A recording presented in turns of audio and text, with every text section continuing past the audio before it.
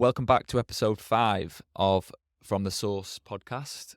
Today we're talking about business and, in particular, our businesses, if you like, our side hustles. So, do you want to start us off? I'll let you start us off. Okay. Last time So, I started.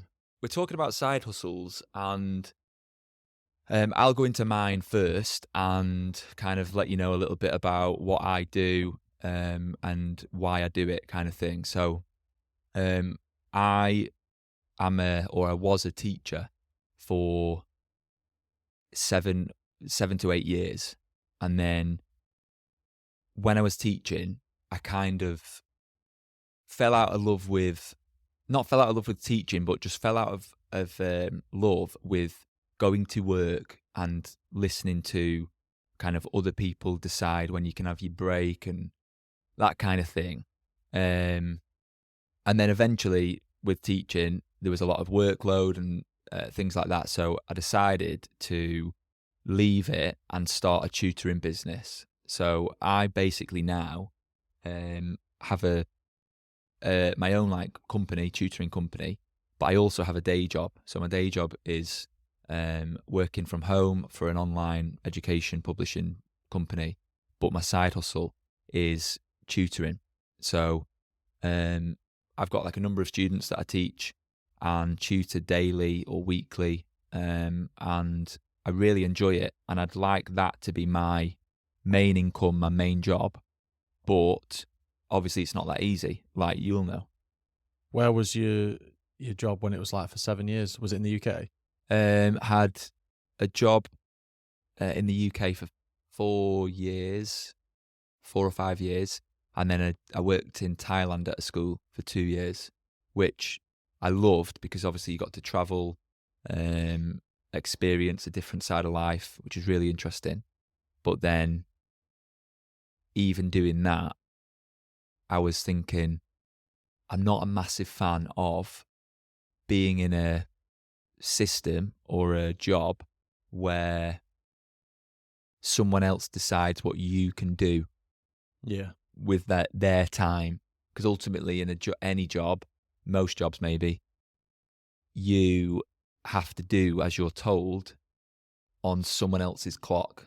And that's the bit I just really I couldn't get my head around, It'd kind of pull all the fun and the creativeness out of the job, because someone was saying, you can arrive at this time, you can leave at this time, you can have your break at this time.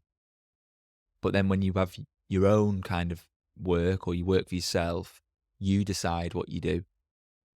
And it's counterproductive because when I do my work, like we've discussed loads of times, when I do my business, my side hustle, I'll work late hours and I'll get up early and do it, and I won't care about the time.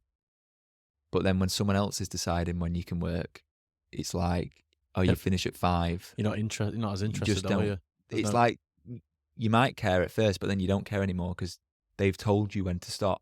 But you're making them more money, and not that it's all about money, but obviously the world goes round for money. You're making them more money, and you're just staying stuck on the same salary because they decide. Exactly. You could, have a job, and you've earned them 100 grand in sales.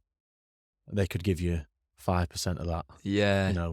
You've busted your balls for and I think that's the problem, is that in a lot of jobs, it's not about you. Even though we live in a world where we all think it's about us, like you're the main character in your life type of thing. Really, in a job, it's all about the big boss. It's not about, you're just a little piece of the puzzle, aren't you? Well, I was always told, and I still think it now, that you are just a number. You're your payroll number or whatever you are to the. You're just data. They could sack you, and they will find exactly the same person in that job, and you are, you've had your leaving due, and you've forgotten about it in 2 weeks. You're replaceable, aren't you? Yeah, so replaceable. But obviously, if you're the boss of your own business, you aren't replaceable. Yeah. If you leave, the business stops. Yeah. If you leave, all the people that work for you don't get any money. The ideas stop, and the whole system the stops. passion stops. And working for someone else, there's no, I mean, some people are passionate with their jobs and stuff, but most people are just doing it because you need money to get what you want or live where you want and do what you want. And that's all that people treat the normal 9 to 5 like. And that's getting so stuck true. in that rat race is just, it's miserable some days. You're having a shit day and you're just going to get shit off your boss. And like you said, you can have your lunch at 12 and it's half an hour. It's unpaid, or it might be paid. You finish at 4 on a Friday. That's a nice little sweetener that they always do. Like, anyone gives a shit. What do they call it? Like staff well-being. Yeah, like, we'll let you go early on Friday, Yeah. as long as you've got everything done. Yeah, yeah. Like, And if it's not done, you have to come in early. You're going to have to work overtime, which basically overtime means you're going to get taxed the hell out of, and you're not really you're working for free, really, aren't you? yeah. And it's just a bit of a waste. So tell us about yours then. So obviously mine's teaching, tutoring, and then yours is completely different. Now mine's pets, specifically dogs. That's kind of how it started. Big dog lover. Also wanted to get out of the rat race, and obviously like you're trying to find like your passion or what you want to do or like what you're enthusiastic about. So like love doing dogs and stuff, and then Wait, not doing dogs, like definitely clipping that. Yeah, not doing dogs. No, not like that. I'm not a weirdo. Yeah, but you found something that you really enjoyed and like loved and brought you happiness, and then you were like, I want to do that. Tried to research the market and find out what's out there. What is kind of shit at the minute. What would I change, or what isn't out there, and what can I add to it? So then I kind of came up with the idea of creating like a checker trade / like booking.com for like dog services specifically. So it's super difficult to book a dog service, like a dog walker, groomer, without going on Facebook and like, getting referred to by like your friend, or like speaking to like some guy called Gary on Facebook Marketplace who'll look after your dog for $5. And it was never like professional. It was never like, for most people, dogs are like their kids. Yeah. So they want to be looked after. And it was like, none of it was secure. So then obviously the idea came from that. So then I created something that was like for just professional businesses only, that they can list their services, and, me as the dog owner could book it knowing, that they're all verified. And it's kind of just grown from there, really. When you had that idea, was it because you or someone you knew was looking for that thing that didn't exist? Or was it like you saw the gap and you just went for that? I mean, half of it kind of stemmed from like my mum and like their dog. She would always like ask around, and do you know anyone? Do you know anyone that can look after him for a week? They don't want him going in kennels.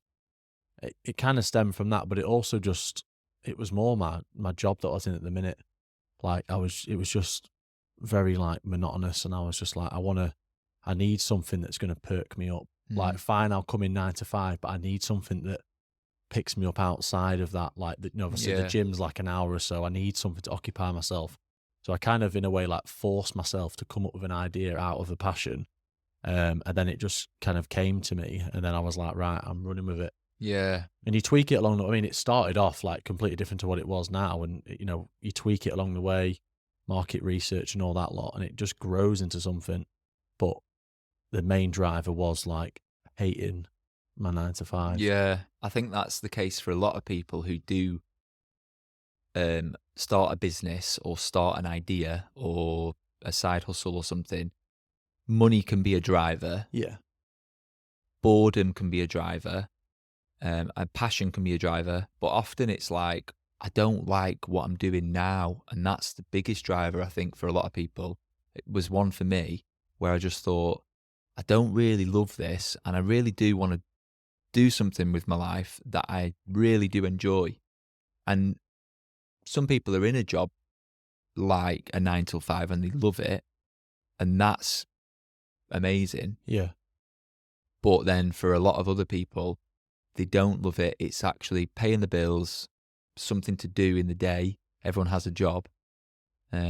But I didn't want to be like killing myself for like 8 hours a day working for someone else and just like feel like I was wasting my life. I was just doing 8 hours, then to the gym, then like, you know, going out with your mates and stuff like that. And then it was just like, there's more to this life than this. And obviously, whilst you're still young, you can take more and more risks, like before you have kids and stuff like that. So, you know, so it's just like, but then even then, it's not like a big risk. There's no massive outlay unless you want to make it. You know, you could have, I could go and get loads of investors or get a huge bank loan or stuff. Like, I could do all of that, but there's no point. You can just use your brain and you can think of things. That's cool that we live in that world now where you can just, if you have an idea for a dog walking business, you can just do it from your phone. Yeah. You don't even need a laptop. No, pretty much, yeah. But or you could do the other way, you know, like we've talked about previously, like in terms of like pay to play. And I could go and find an investor who could just chuck 100 grand at me and get me to where, you know, I want it to be successful and make money. But then I have learned absolutely nothing along the way. Like, that business is successful. How do I run a business? How do I do all the finances? You've not learned those skills. I've not learned anything, marketing and stuff like that. So obviously when you're a one-man band, you learn all those things. So true. And those are the best. It's the best way to do it, but it's also the most frustrating way to do it because you get pissed off because you're like, I know this will work, but when? Is it going to work on day one or is it going to work on like day 10,000? Yeah. You don't know. And that in itself is such a good mindset to have if you're starting a business, because you're going to learn all the skills and you might not be the best at them, but you're going to learn from the ground up.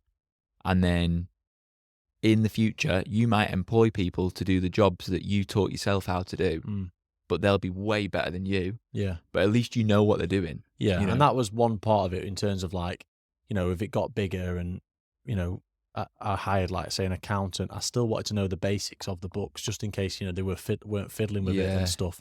I still want to know because I still want to be able to have loads of conversation with people that work with you.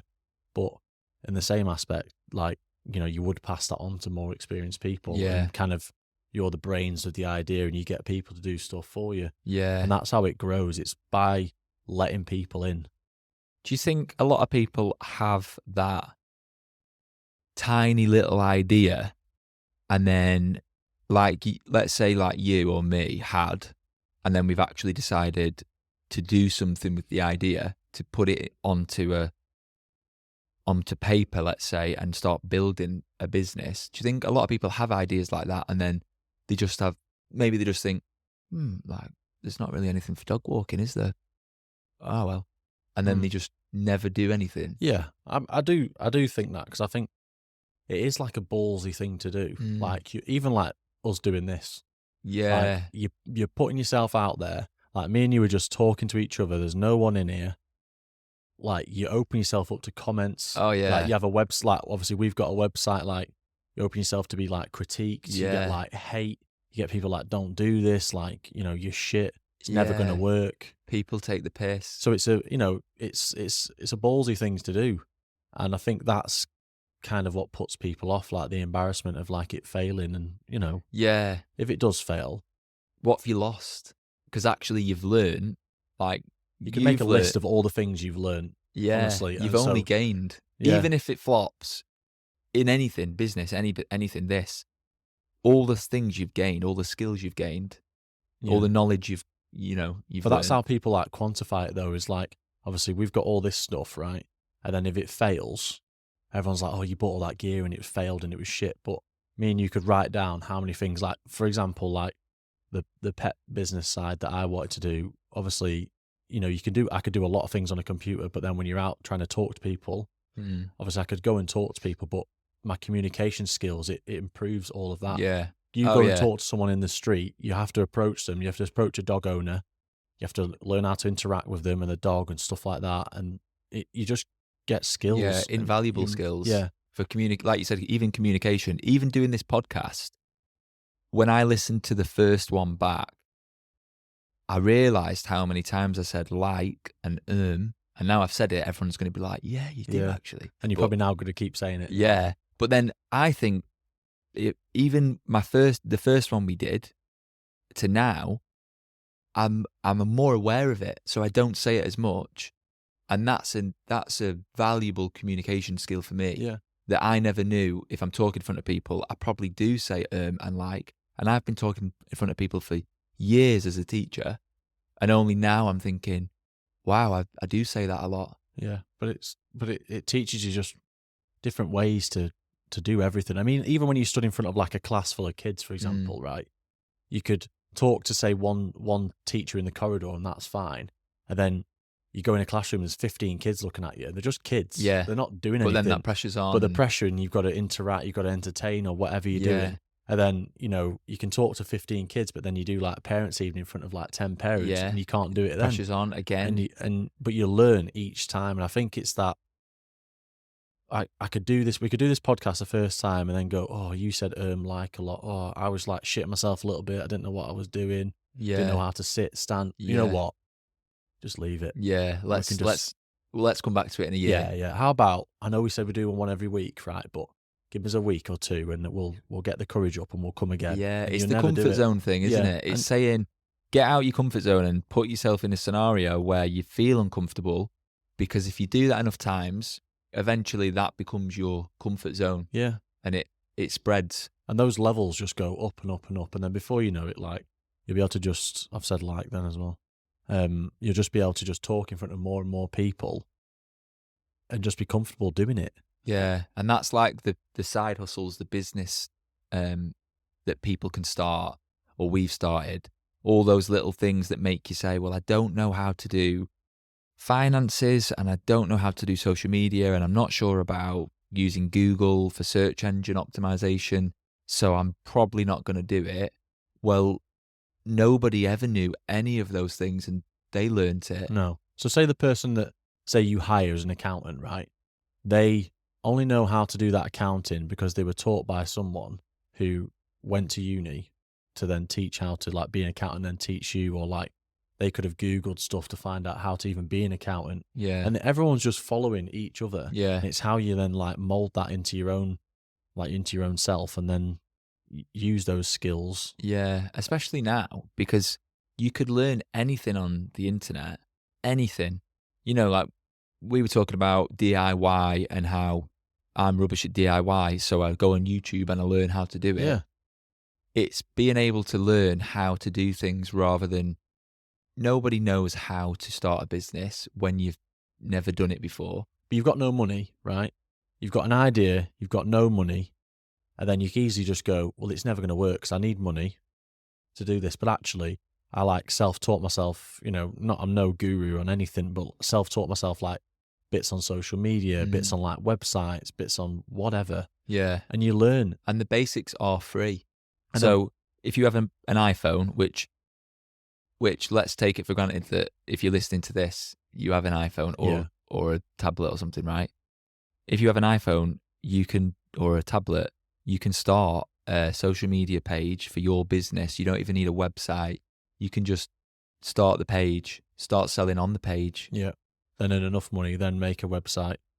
And even a website, like if you wanted to, you could pay someone to make your website for you, or you can use a website builder. Yeah. You know, just go on Shopify, and I think it's like $9.99 a month or $19.99 a month. They'll give you like a basic template.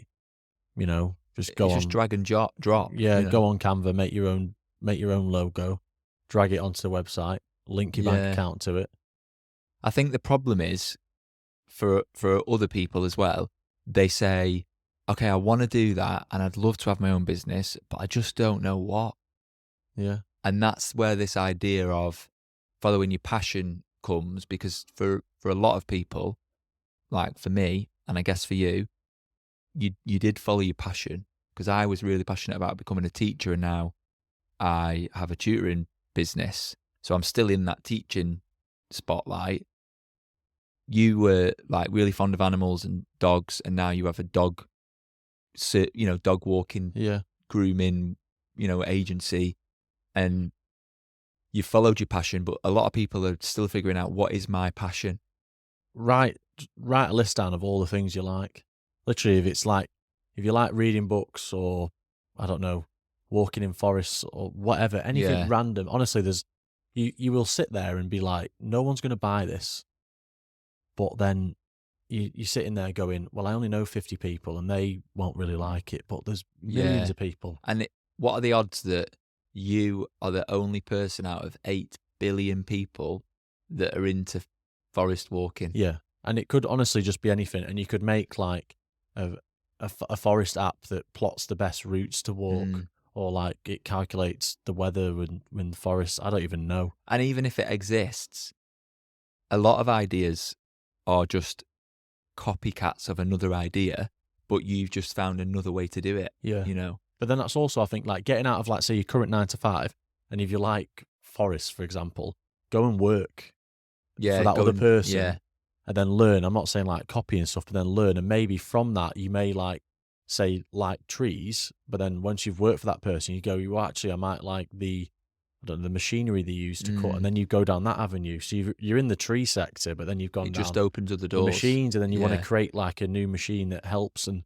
it just all falls into place. And that's the fascinating thing about it, that I don't know, it's weird. You sit there and you're like, wow, I've thought about 3 ideas here. Yeah. And what you originally started with doesn't always end up as the finished product, does it? Because if I think when I first started my tutoring business, I really wanted it to be about mental health and like anxiety for young people and basically for teenagers. But then I quickly realized that the clients and the students that I was getting were really for academic support, not necessarily the mental health route. I do have children like that, students, but most of my students are academic. So my kind of what I wanted it to be shifted. And then now I'm thinking of other ideas of what I can do. But it's like I kind of see it. You've got like a passion, but then life will kind of give you little nudges, like little dangling carrots that only you can see, and be like, you had a good idea, but if you just go a little bit that way, that's and then it go a little bit that way, a little bit that way, and before you know it, you're like, shit, how did I even get here? Yeah. And that, I mean, I've got like a kind of like a brief like gym idea, but that's like a passion that I had as well, to like do stuff in that, and there's people that you can bring in and do stuff. Yeah. And there's loads of different, these ideas just come, like you just think, my passion's like, say, pets or dogs, and I'm going to only interact with dogs. But then like these ideas come when you meet different people and stuff like that. And obviously like this is half of where this has come from. Yeah. Doing this. Exactly this. Yeah. Totally different to, like, this has got nothing, well, apart from this conversation, this podcast has got really nothing to do with pets, and it's got nothing to do with teaching, but yet we both wanted to do this to some extent. Yeah. So you've linked the two businesses, but also with that, you've linked, like, say, our passion for like the gym or fitness and stuff like that.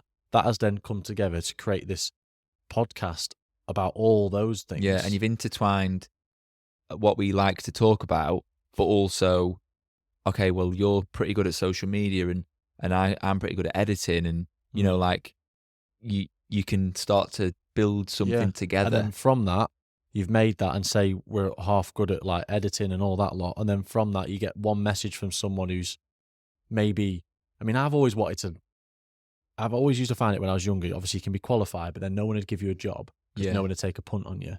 So I wanted to create my, like, say, my pet business about, I don't want to give a job to a guy who's proven to have done it for like 50 years. I want to give it to, like, say, the young lad, full of energy, full of ideas, that's just going to help the business. It might be a bit slower, but what he's going to learn is going to be ridiculous compared to some old timer that's so, oh, well, that won't work. And it's like, well, the world's changing. That is it. Like with this podcast, you could get a message on the social media from a guy who's, like, say, a freelance photographer or videographer, and said, I'm really struggling with a job. I'll come and work for you for free. It teaches him a skill. It removes a job from us. It makes the podcast look better. Yeah. And then before you know it, it catapults the podcast. Yeah. Everyone gets a job. Yeah. And then it's all changed then. Yeah. And then you're messaging me going, are we filming again? We're having to film like 3 times a day because it's like so successful. And I think that's just the way to look at it, in like, you don't know who you'll meet. You don't know what's going to happen tomorrow. But what you can do today is get the ball rolling. Like we say all the time things about how just do that like running, just do that one step, or, you know, the gym, just do one more rep. And it's like with business and, you know, goals in your life and side hustles and things, just doing that one thing. So quite often I'll just give myself one task to post on Instagram or TikTok once a day, or, you know, I might forget, but I'll think, right, I'm going to do it today then. Yeah. You know, it's just them little steps you can do that set you apart. And if tomorrow I posted on Instagram and then a, you know, a parent messages the account and now I've got another student added to the, you know, to the list, then I'm making more income, I'm helping more students. It's like a win-win. They refer someone else, and then, you know, that's how things grow and that's how things progress. But rather than sitting on that idea that, oh, I could do that, or maybe one day I'll do it, is just, well, do you have a phone? Yeah. Can you make an account? Yeah. Okay, do that, because that's going to give you new opportunities and new ideas. I mean, you live in a world now that's not the same that it was 20 years ago, and you can do stuff, anything you wanted to, literally. Yeah. Like, you don't even need to be in the same country that you're earning money in. So true. Like, it's you can do anything in today's world, as long as you've got the resources, which a lot, you know, the people that are listening to this, you've got the resources. So, yeah, you know, you've got enough money to have a phone and a nice life to be spending your time watching this. So, by a matter of fact, you've got the resources to do anything you want.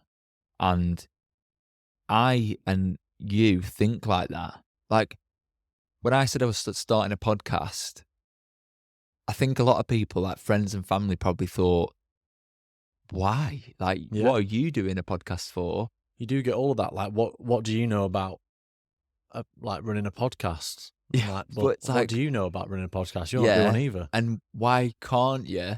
Because we're not experts, but we're just chatting, and you can. And I think maybe people are, if people have listened to this, they might think, well, yeah, you just can do it. But you think about the most famous podcasters you know. None of them did podcasts before they did they didn't work on a podcast before they did a podcast. Yeah, they like didn't Joe get Rogan promoted. Didn't have a podcast. Joe Rogan was like the videographer, and then he got promoted. Like, interviewed people, you know, for like the UFC. I don't know what else he did before that, but like he was just interviewing, just having a chat with someone, and then he probably sat there and gone, if I just videoed this on my own channel and then it turned into a podcast, like, you know, Stephen Bartlett or whoever just did it. And, Stephen Bartlett sat in his bedroom with no cameras, just an audio mic that was, the wire went into your phone, you know, like it was like that a jack. that old. Yeah. And just sat and talked to himself. And that's what it was. He had enough money to then get a camera, and then he was doing the same thing into a camera as well, and then it all grows from there. But it's just them first steps of doing it, and that's what scares people, I think, especially when they do have a 9 till 5. Some people think, well, I can't really do it because I have a job and I have responsibilities. That's the way I see it. Yeah, it's only 8 hours. 8 hours. So you've got 2/3 of your day left, and you sleep for 7 or 8 of them. So you've got like another third left. Have you seen that thing about time blocks where people call it days?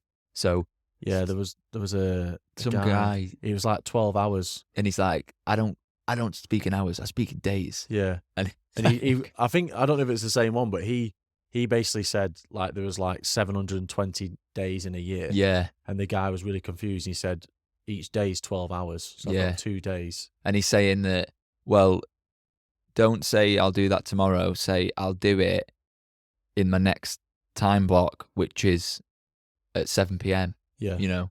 And it's kind of the thought of doing it is you big it up into something that it isn't, and you do it and you think, oh my God, I wish I'd done that sooner. Yeah. And then you do it and you think, all right, I'll do something else. And then even like with like you make your business and you got your passion and stuff, you know, you'll just do it without even thinking about it. You'll, like you said at the start, like you'll work till 8, 9 o'clock at night, and you'd be like, shit, I've got to go to bed. Yeah, I've got to go to sleep like, now. I'm passionate, like, you know, I've done like 30 posts, I'm ready, I've recorded, and then you wake up the next day and you're ready to go, and you'll soon realize that 9 to 5 kind of just gets pushed to the side. Yeah, it's just you turn up, you do it. Yeah, it's to fund the. It's to fund and the that's all other it thing. is. You keep your 9 to 5 to fund what you want until your side hustle is no longer your side hustle. Yeah, and you get rid of your 9 to 5. And your side hustles can change, because when I was a couple of years ago, me and one of my best mates started a clothing brand, gym brand type of thing, and it was all about street kind of workouts and calisthenics, and we had like these t-shirts and shorts that we sold, and we were loving it. It allowed us to be so creative. We enjoyed the posts, the social media, the editing, the community aspect of it.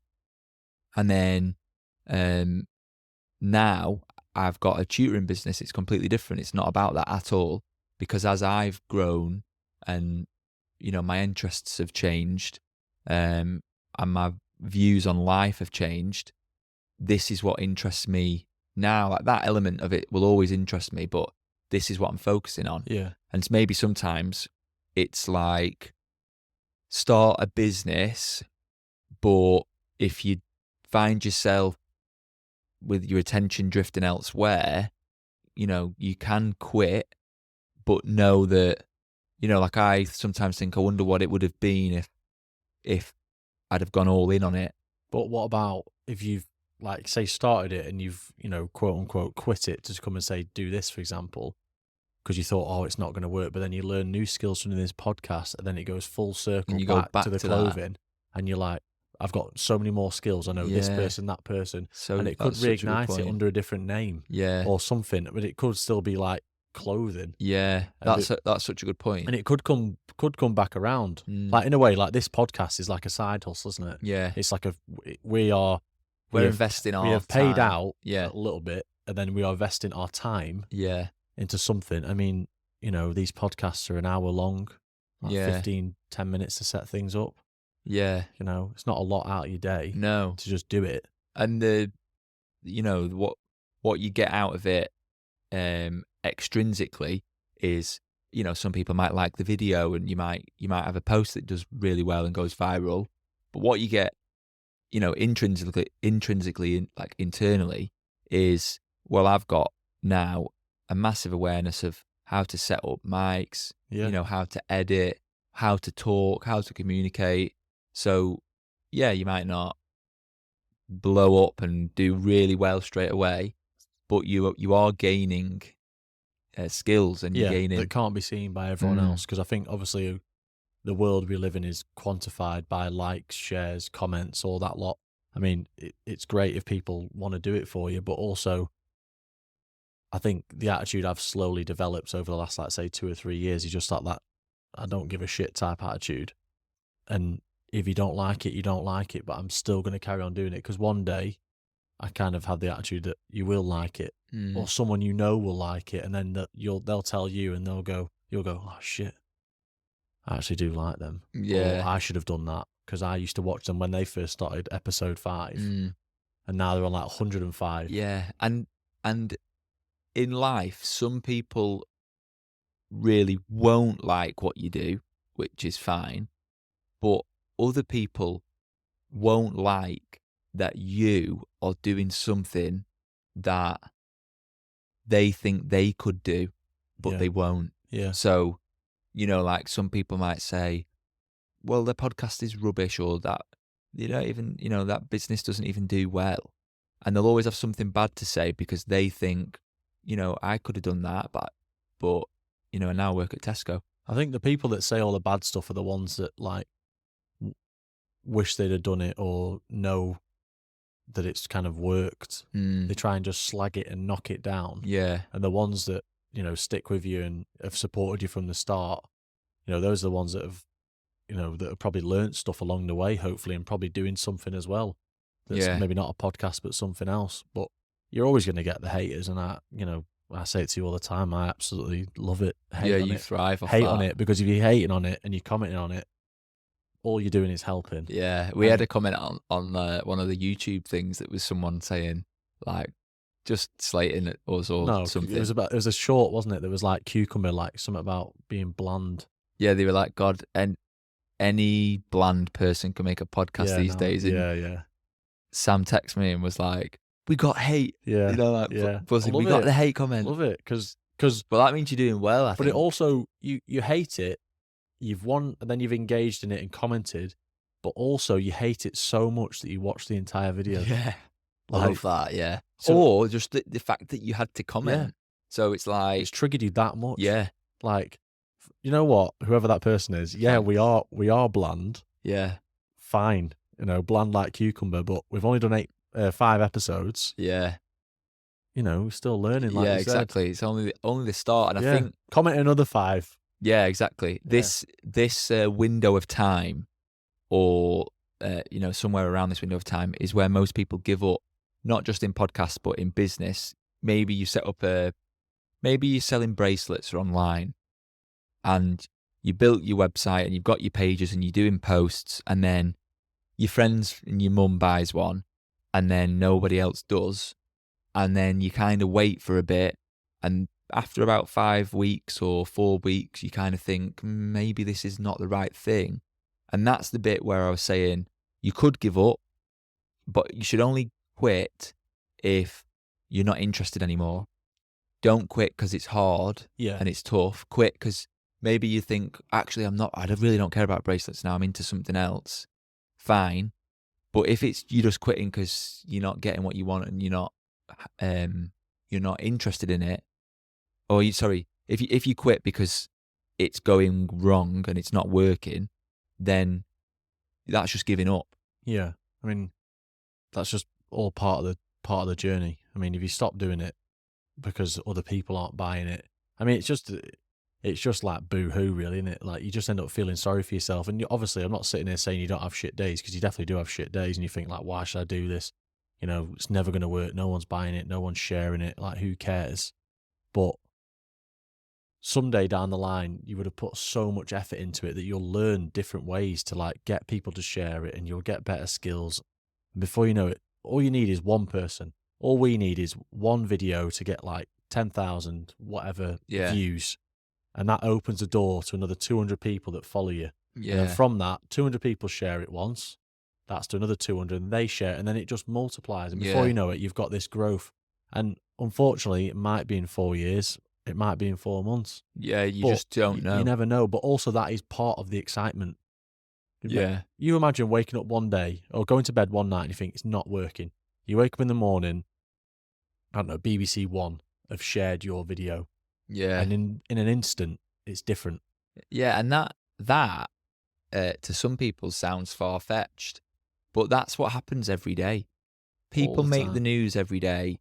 People go viral every day. People start businesses, and, you know, I've got friends that have started businesses in different departments in different areas, and it can just blow up. You know, I know someone who, one of my brother's friends had a clothing business, posted on TikTok, was getting 200 views, posted one thing, and it got thousands and thousands, and now he's made a whole business of making clothes. Yeah, you just gotta take the chance. But if you're just gonna sit and watch everyone and then wallow that you know nothing's worked out for you and stuff like that, then it definitely won't. Nothing will happen.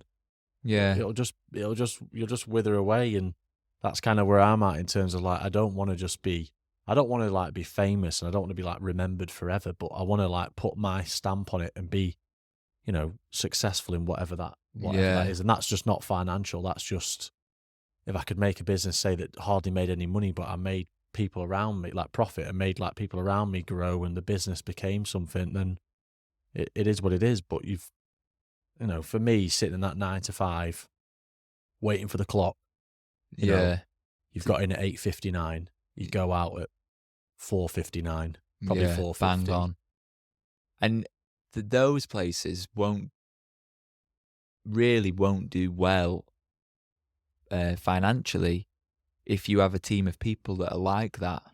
The best companies are, I think about, like, let's say Facebook or these marketing companies now that are like forward thinking and innovative. And if you have a culture in your office where you have to be at work at this time and you have to leave at this time, people won't really love the work they do. But you're like cattle, basically. Yeah, You sit in your pen. The way I vision it, you sit in your pen. You're just meant to think about whatever's in your pen and whatever you think about outside of your pen and say, like, for example, tell your managers, that just gets pushed away because you're down here, I'm up here, Yeah. I'm the thinker, and then there's someone above them that's the thinker. Yeah. And you could be the cleaner and you could have the best idea in the world. Yeah. But you're never going to be respected. Whereas if you created a culture and a business where, everyone was equal, doesn't matter what you earn or what I earn, your thoughts are going to be listened to. And if it is a good idea, and be like, shit, your idea could make me more money, you more money, and us more successful. Yeah, that's so true. Why would I? That's just ego, I think. Sometimes there are companies like that do plan out their strategy like that, where they, listen to everyone's ideas and they want to get everyone in the room and collaborate. But most workplaces are not built like that. Most workplaces are, you clock in, you work, you leave, you don't ring in sick, you don't do anything other than what your job's supposed to be. Yeah. But you think about how hard it is when you first start your business, right? There's just you sat in a room writing and thinking of so many ideas. That's kind of like if you were just running your business and not listening to anyone else. But then as soon as you let people in, you could tell me an idea about how to run this podcast better. And I might not agree with it. We might not do it, but you make me think about something else. Yeah. And then I go, shit, actually, forget that idea. I've got this really good idea. And you go, oh, I didn't think of that either. It's a snowball effect. That's really good, actually. Yeah. And then before you know it, you've created loads of ideas. But you're never going to do that if you just no, my ideas are final. Yeah. And the important part of that is having time for you to think of an idea. Let's say we're thinking about setting up this podcast. I need to be bored and sat by myself to think of my ideas. So do you.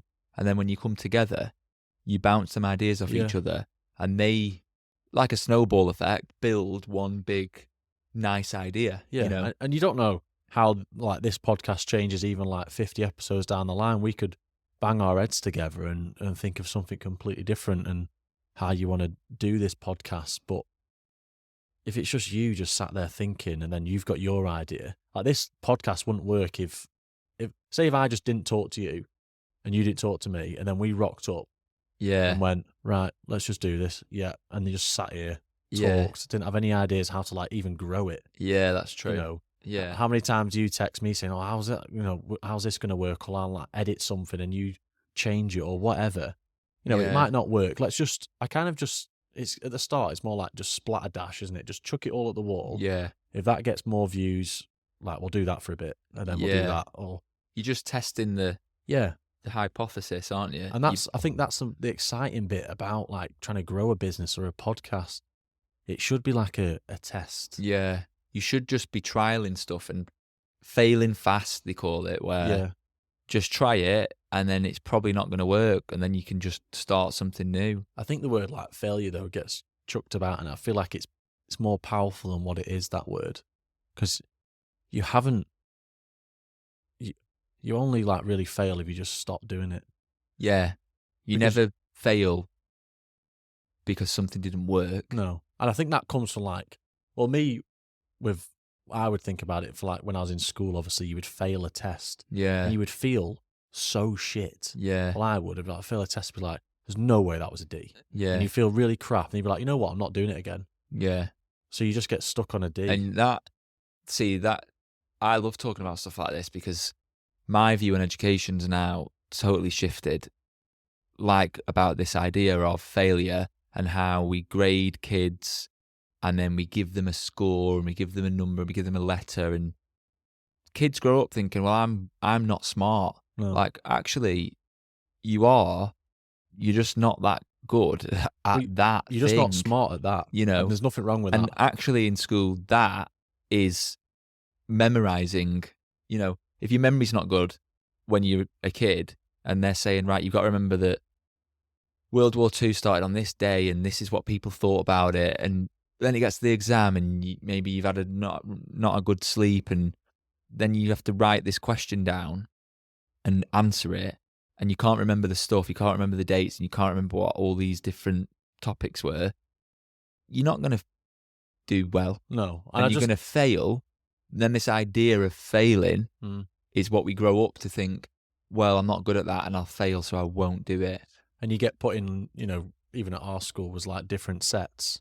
The set ones are smart ones, set 5 are like the dumb ones. Yeah. And it's like, you're in set 5, yeah, right, you might be the shittest at maths. Does it matter? Because this person, you don't know what that kid's going to be. They might never be a mathematician. Yeah. So they probably don't want to be either if they're in set 5. He could be the best builder in the world. He could build like the Burj Khalifa or something. Often this is stereotypical, but often the lads who were in bottom set maths went on to be doing construction and plumbing and electrician, and now they are earning big money. I saw a video of a woman on TikTok talking about this actually in a car 2 days ago, and she was saying about like, it's so funny that she was randomly just talking about her school life, but she was saying all the lads that were naughty and thick in my year are really successful, like entrepreneurs. They've got like clothing brands, they drive like Range Rovers. Yeah.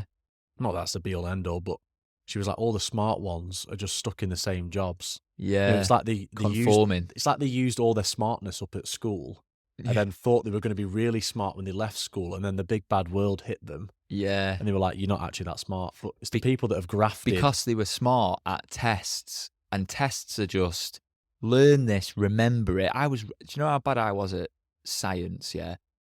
I was so bad at science because science was just remembering stuff. So in an exam, it would be like, what is this atom? I don't even know. And I would be like, I can't remember it. But all the smart people remembered it. Yeah. And then, some of them might go on to be doctors and, scientists. Not many, though. But not many. A lot went to uni and then finished uni and thought, well, now what? And then just got a job, and now they just don't do anything. They just work in a normal job like everyone else. And then you speak to them at like a reunion or something, and you're like, you were the smartest in our year. Yeah. Like, but I don't do much now. What do you do? Oh, well, I've got like 4 businesses. Yeah, and it's the naughty lads. Oh, you were like always out of class. Yeah, it's what like do you do? All these so-called subjects in school, they're just set. Like they don't teach you anything. No, like, outside. Like you never learn about like business and like how to like. They don't teach you skills really. They teach you content. I was speaking to someone about this, and basically, I was saying that in school, what we're teaching is content, and you have to remember it. But we're not teaching kids like, this is how you learn. This is how you can do this. It's all about, this is what you need to know. Yeah. And it's a bit, maybe like a big shift needs to happen, or maybe we need to do it outside of school, like parents and tutors and stuff like that, where you can teach kids skills that they will need in life, like communication, teamwork. There's no job that you can really do just you by yourself other than starting a business at the very start. Yeah. But you do need people in the end. But you're going to need people in the end. Yeah. And if you don't know how to communicate and work as a team and that kind of thing, you're not going to do well in life. But I used to sometimes struggle in school. You'd think like you were super smart and you've like revised for a test and you passed the test, and then say someone would ask you a question that's not out of the book that you remembered, and you can't answer it because you can't recite what's not what you haven't read. See, that's the problem with school. And I was never a massive fan of the school system in terms of like, learn this, do that. And I just thought, there's got to be more to it. I'm just, like you said, you're just remembering a book. Like I can remember page 216 of a science book. Yeah. Great.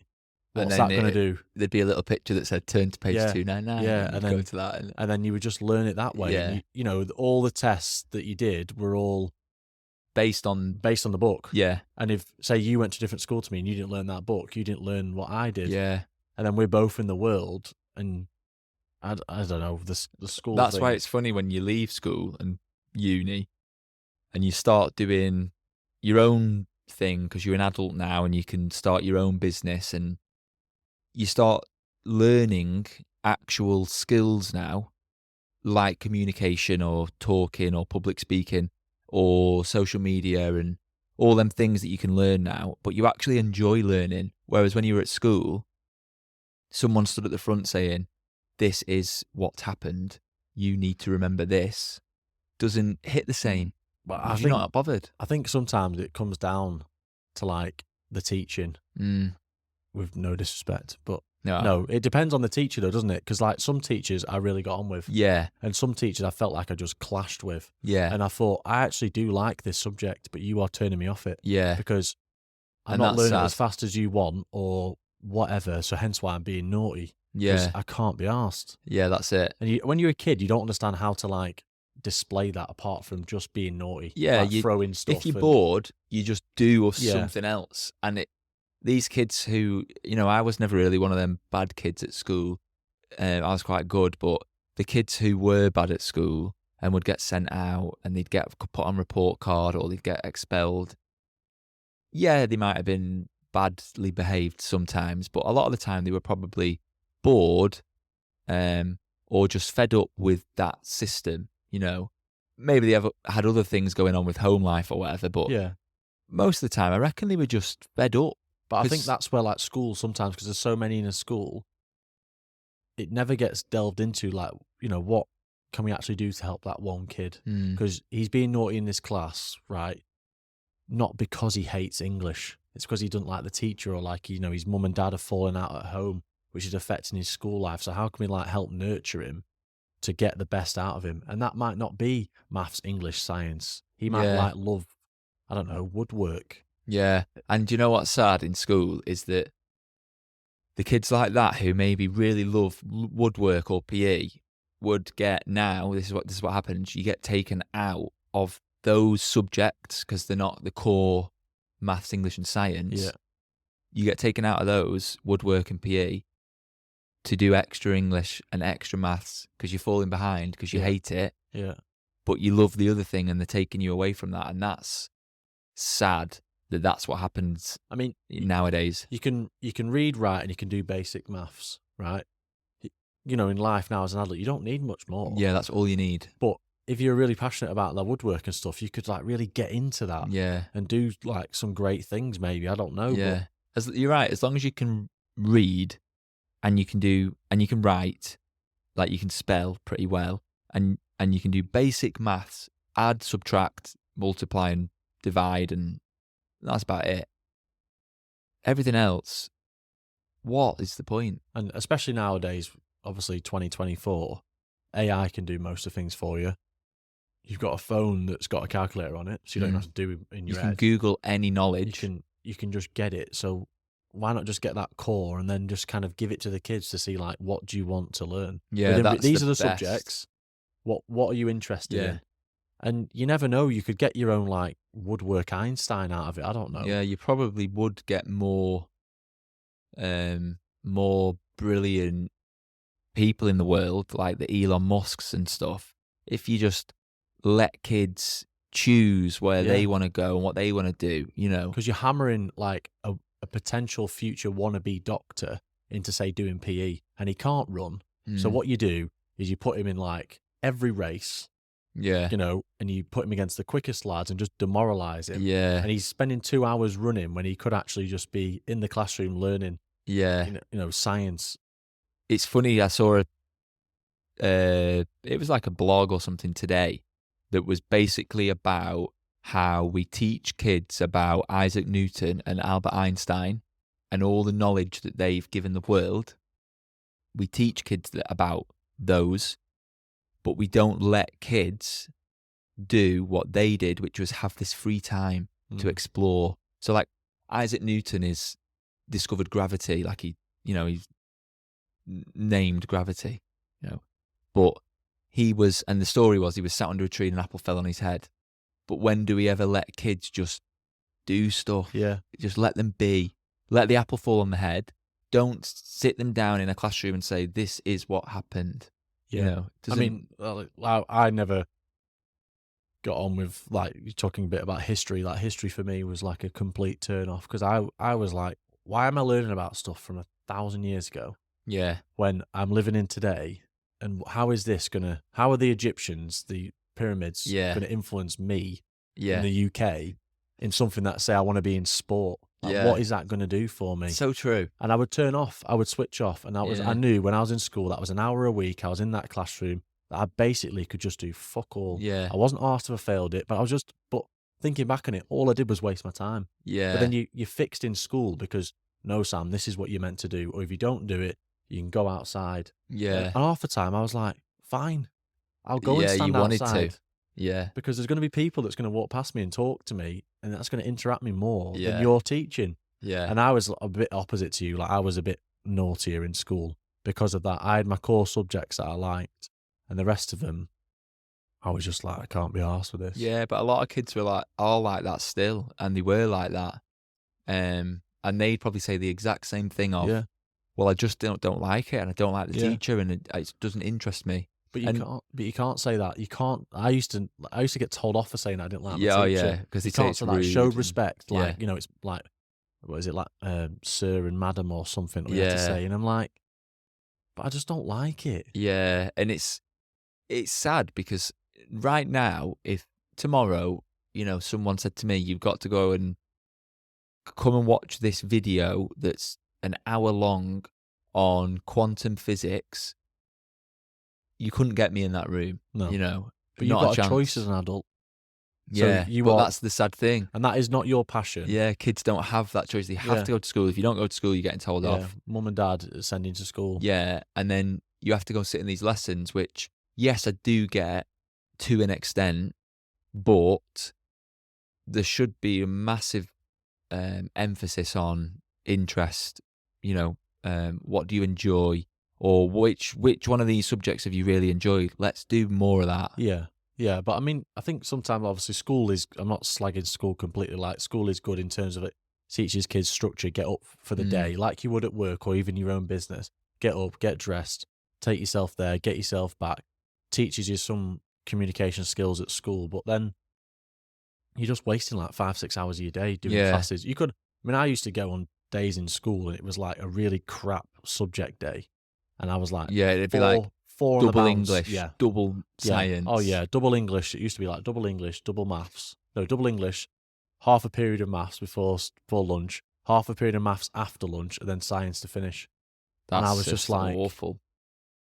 That's my Tuesday gone. Yeah, everyone would be ill that day. No one would come in. Yeah, the behaviour would be shocking. Yeah, and then schools kick off because all the kids' behaviour is shocking.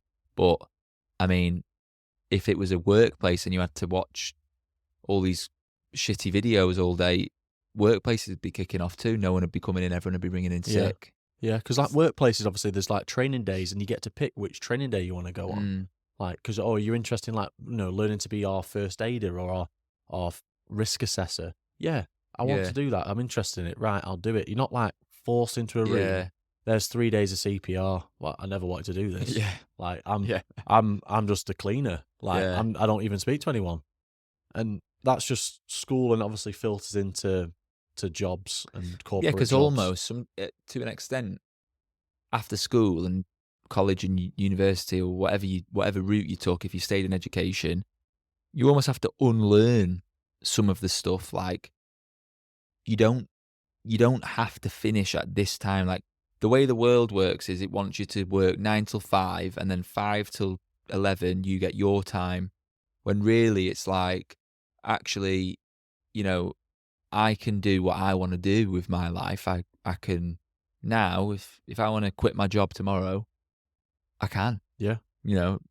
And if I want to start a business tonight, I could if I wanted to. But the system is kind of like, you wake up, you do what you're told. You have to do this, and then you can go home and just do what you want for a couple of hours. But you're back in the morning. Yeah, you're coming back tomorrow. Yeah, and I think that's the rat race that people get stuck in. That, like we said, you go to school, you go to uni, you get married, you have kids, you work this job for 40 years maybe. You retire at, what's your retirement age? 67 now? 65? Yeah. And you retire at that age, and then you've got this amount of money that the government are going to give you, plus whatever your work is paid into. Yeah. Now you've got 100K to last you, well, now we're living longer, let's say 25 years of your life. And then you work it out, and it's like 10 grand a year for 30 years. It's it's nothing really. And then basically you've worked and then, you pop your clogs and that's it. And then the cycle continues for your kids and their kids and their kids. And I think it takes someone in your family or your friends or whatever to break out of that. Yeah, it wakes everyone else up. You could do this and this could be successful, and your mates go, fuck me, right. How could I even come like work for you? Yeah. Like, let's get out of this 9 to 5. I'd rather get paid less to do more. Yeah. Helps myself. Oh yeah, 100%. Even just for your happiness and your own peace of mind. Do you want to be going home happy, or do you want to go home and bitch about like some Karen that's just like pissing you off? Yeah. I don't want to be talking about. It's bad enough I talk about it at work. It's trivial stuff as well. Yeah. It's just venting about crap. You're talking to your missus about stuff that's like, you shouldn't even know them. Yeah. You're never going to know them, and you're just like bitching about it. Yeah. Like, she's like, shut up, That is what a lot of people live like. It's like you go to work, and then when you get home from work, you talk about your day at work. Yeah. So, but technically, you work to 9. You're still on work in your head, And then that's obviously the push-on effect from like we've talked previous episodes about like the Friday night. Then you have these Saturday, Sundays where you just think like, let's just get rid of it. Yeah. Let's forget about the week. Let's forget about work. And then it's a knock-on effect. And then, by the way, you get your 22, 25, 29 days annual leave.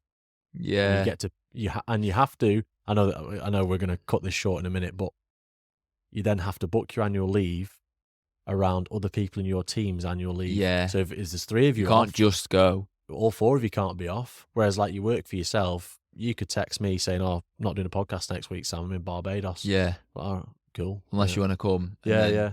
Oh yeah, I can because I'm not working. Right, sweet.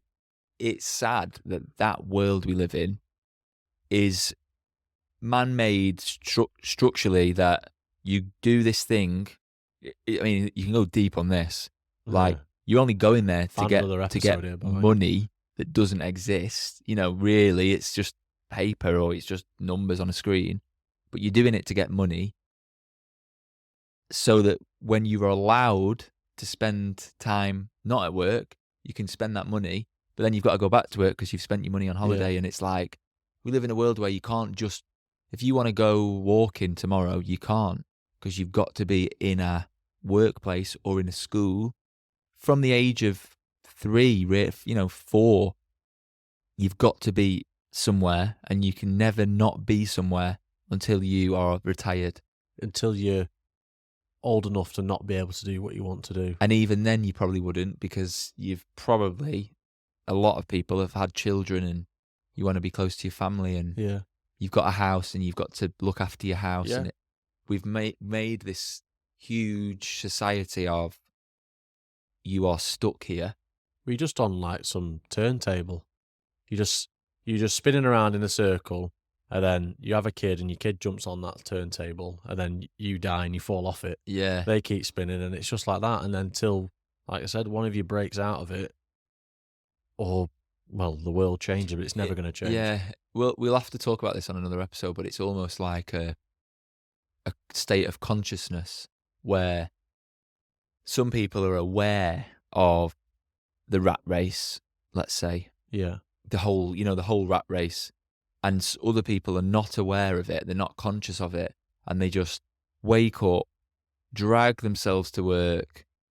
People go to work without even realising they're driving. Yeah. They're unconscious. Come out of the driveway, right, left, park, get out, sit there, come back, make your tea. Yeah. Do you know, I see people like that all the time, right? So I'm really aware of what's going on, and I think I've got a really good perception of where I am, and if someone was to come through the door over there, I'd know. But I see other people in the street, in shops, and you ever been stuck behind someone? They're walking and they've got no idea you are behind them. No, they absolutely don't know. Or in a shop, and you're trying to get they're trying to get an apple, and someone is there, but they don't know you're there, and you're like, how are you so unaware? But that's because their whole day for years has been, I just do this and go here. It's robotic. How many times do you walk past someone across on the other side of the street, you're shouting a name, just walking like that, and then you text them, and they go, "Oh, I didn't realise you should have said." And it's like, I was shouting at you for like 5 minutes. It was embarrassing. It's routine. You know, sorry, I was just on my lunch. And it's like, because you're clock watching it. It's 27 minutes. You got to be back in 3, you know. It's funny, like, obviously, it's just a state of being aware of the world you live in and how it's structured, and even down the politics route, or down, you know, you could talk about jobs, and you could just talk about hobbies and all this stuff that we've built, and how you live your life around it. You know, we have to have something to do, and we have to have a place to go, when really life maybe is just more about being, you know, like being happy, or just being healthy and enjoying the moment. I was talking to someone today about this, like, enjoy the moment, like actually enjoy the present day that you're in. Don't worry about what's next week, or something that's happened a year ago, because it's been and gone. It's changed you. You've learned something or whatever. Just, you know, realize what you're doing. That's what I said at the start. I just don't want to waste my time. And that's maybe not a skill, maybe it is a skill, but just being able to let things go and move on. Is something people really struggle with. You know, I think I'm quite good at it now. If something bad happens or something annoying happens, I can kind of just now, in a matter of seconds, be like, right, okay, that's not good. Now what? And what are you going to do? What is the resolution? What's the plan? Should we to stop that from happening again, or to, you know, help that issue? It's, you know, it's a skill, but I mean, we've opened up a can of worms there, haven't we? There's about 4 episodes in that. To follow. We'll come back to that though, because that is a good topic and it's a big one. But I think the main idea that we're trying to portray is being aware of the world you live in, and if you do want to do something, be having the balls, like you say, just having the balls to just, okay, listen, if you want to start a, you know, musical instrument business, try it. Because you might fail, but it's not real failure if you've learned something or you've tried something. No, and also, and don't give a shit about what everyone else says. Obviously, don't go around like hurting people and stuff like that. But, like, you know, that's their opinion. If your opinion is that this is going to be the best podcast ever made, run with it.